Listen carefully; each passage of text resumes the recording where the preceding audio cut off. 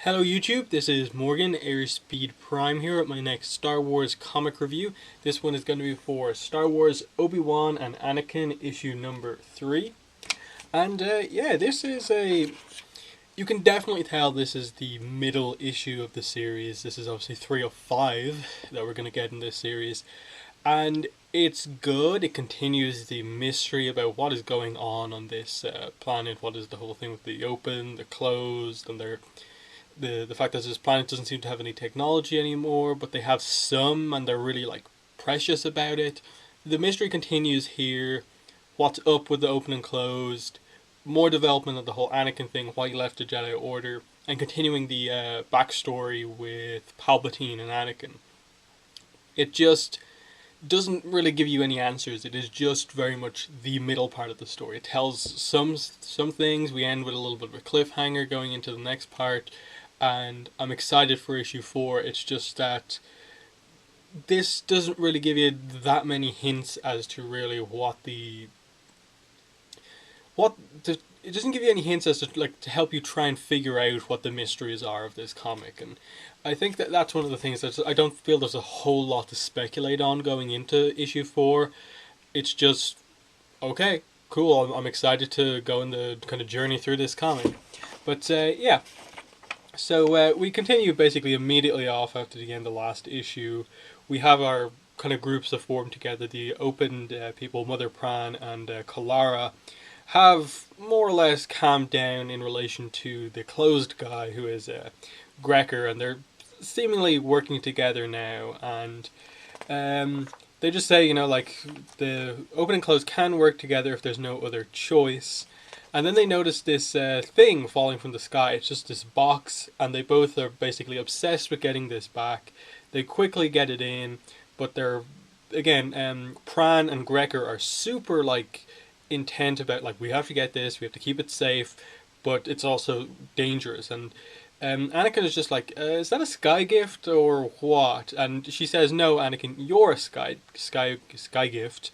We don't make much of anything on this planet. We really can't. All of our technology either comes from what we find on the surface or what we can salvage from the ships that crash here. We call those sky gifts, like you. A little bit contradictory in that it's a sort of confusing statement, in that she's basically saying that anything that comes from the sky is a sky gift, except this box. This one box isn't actually a sky gift because it's not technology as such. But yeah, they quickly get it in, they open it up, and there's this kind of medallion type thing inside. You can see it here on this page, just there. And they make it out that it's somewhat dangerous and they're very worried about it. But then Kalara basically just says it probably looks something like this, and she takes out something that she has, which looks quite similar, but it is different. But it's clearly the same type of object, and just says that it's beautiful, but what is it? Why are you so concerned about getting another one? And that's about all we get on those two things. They seem to hint that this is some sort of weird type of technology, or it means something to the open and the closed, but that's really all.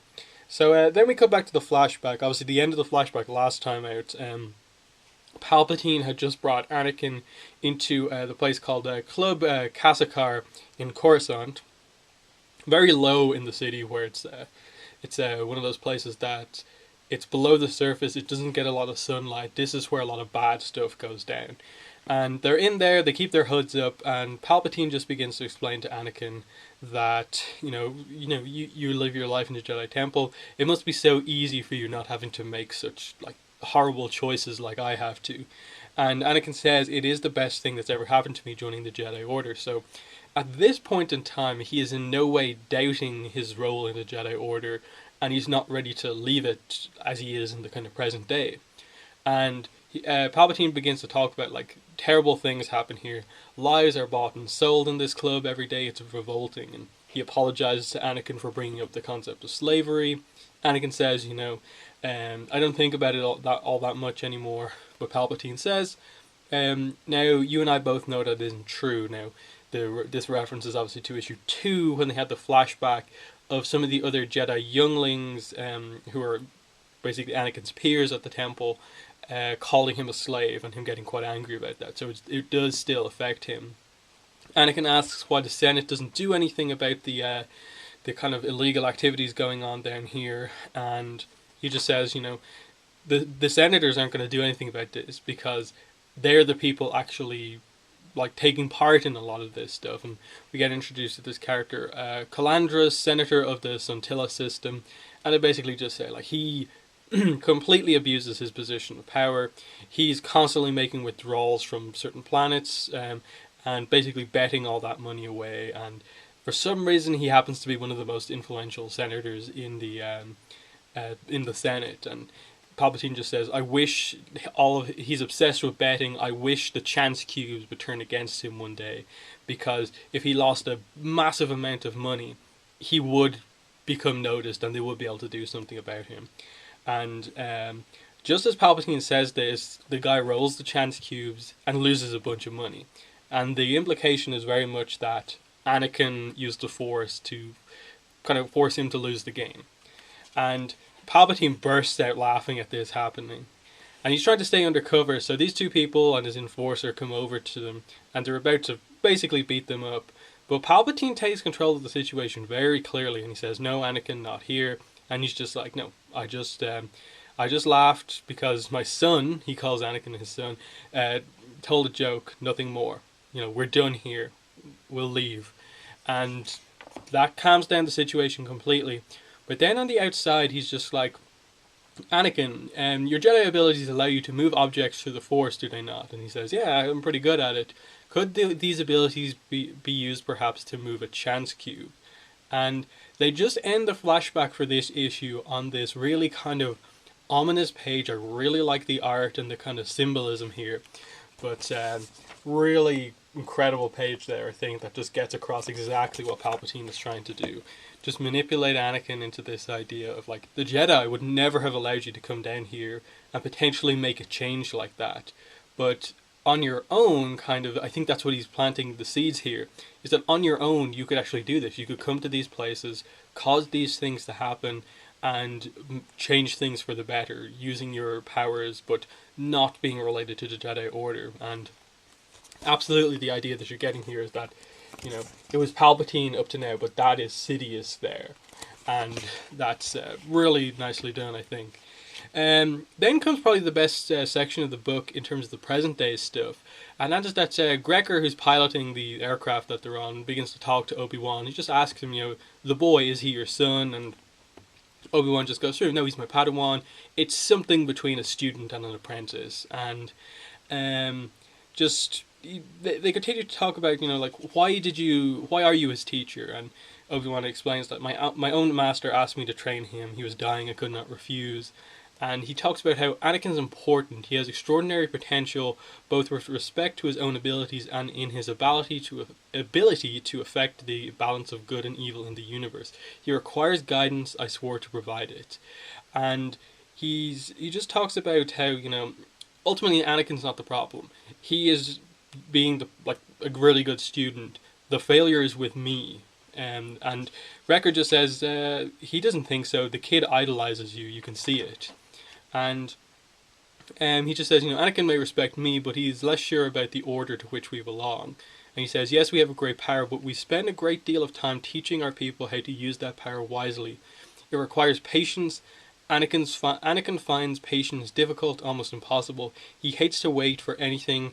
He has decided he will be better off walking his own path. So that's the best explanation we've got so far as to why he's leaving. He doesn't like to have to wait for the Jedi Council to decide when they can act on something.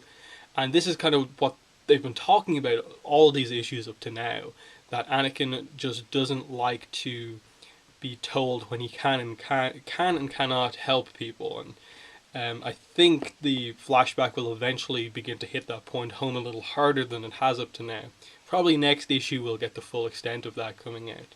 But while that speech is happening, Kalara, who's obviously around the same age as Anakin, is talking to him, and she notices that he's fixing his lightsaber and begins to kind of get this idea that, oh, you know how to fix things. And so she brings over Mother Pran and makes this big deal to Pran about how, look, Anakin knows how to fix things, machines, old time machines. So that's interesting. They even have it bolded out there. Old time, like old hyphen time. So I don't really know what that means. Maybe that relates to the two items that they found earlier on. Um, but yeah, and then Pran gives him this basically. It's like a droid brain she gives to him. He immediately fixes it, and she's like super impressed by this, and she says that I have more. If you can fix these two, you'd be well. You'd be our savior. You could put this entire planet back on the right path. Will you do it? And he says, of course. And then you see this kind of, while Anakin's continuing to fix all this stuff, you see Kalara and Pran talking, and she talks about how Kalara, that thank you, he's the key. You were brilliant to recognize it. And she says, I know, but the next part, do I have to? He seems so nice. He just wants to help us. And she says, there's no choice. You know what's at stake here. Watch for our moment. If an opportunity arises, you'll need to move quickly. And she eventually agrees to it. At this point, the enemies, those kind of creatures that we've seen before, the kind of really disgusting looking creatures arrive, and it's revealed that they're called fishers. They obviously start to attack, crawl onto the airship, and this is when the plan is executed. So Kalara goes up to Anakin and is basically like, "Please don't let me don't let them hurt me." And Anakin's like, "Yep, I'll protect you." But when he goes to ignite his lightsaber, it's not there. And he looks at Kalara, and she's taken his lightsaber, and she throws it out the window. Pran then comes up behind Anakin, knocks him out, and basically Kalara and Pran kidnap Anakin while Obi-Wan and Gregor are left on the airship. They escape on this kind of smaller little aircraft, this kind of wing kind of thing. You can see it there. Pran turns it around and opens fire on the airship.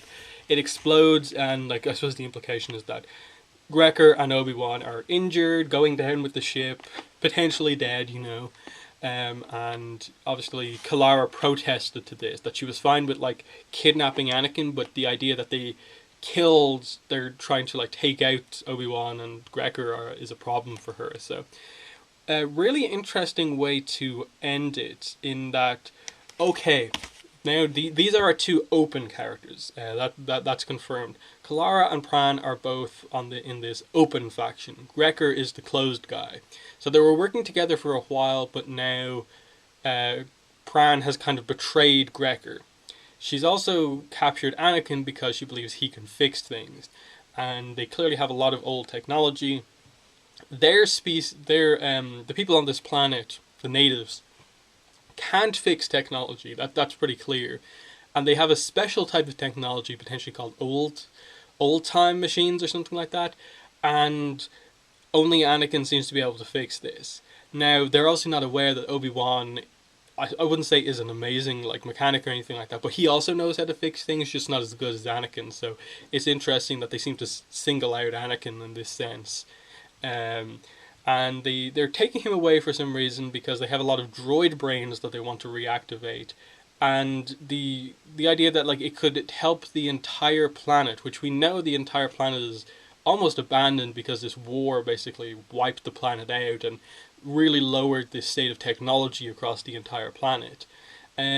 So what exactly Anakin is going to do next time out to really somehow fix things, I'm not entirely sure, but it's very much a setup that next time out we are probably going to get the full extent of what Pran's plan is, and Kalara potentially realizing that she was wrong to participate in this plan and maybe help to free Anakin. I think that's what they're going for, and that she seems to quite like him. Maybe not in a romantic sense, but she more seems to think that he can help them, but they didn't need to capture him and do anything violent to make that happen.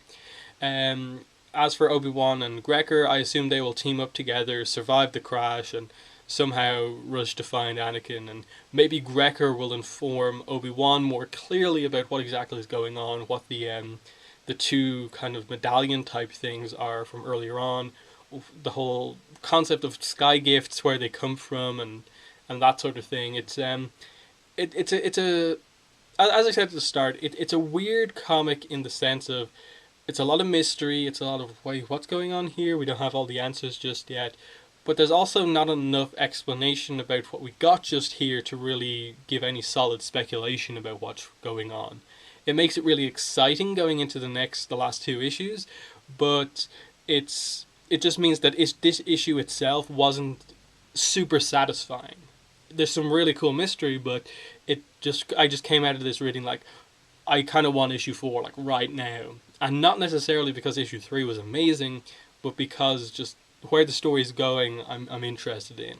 So yeah, Obi-Wan versus Anakin issue number 3, good, but perhaps the weakest of them so far.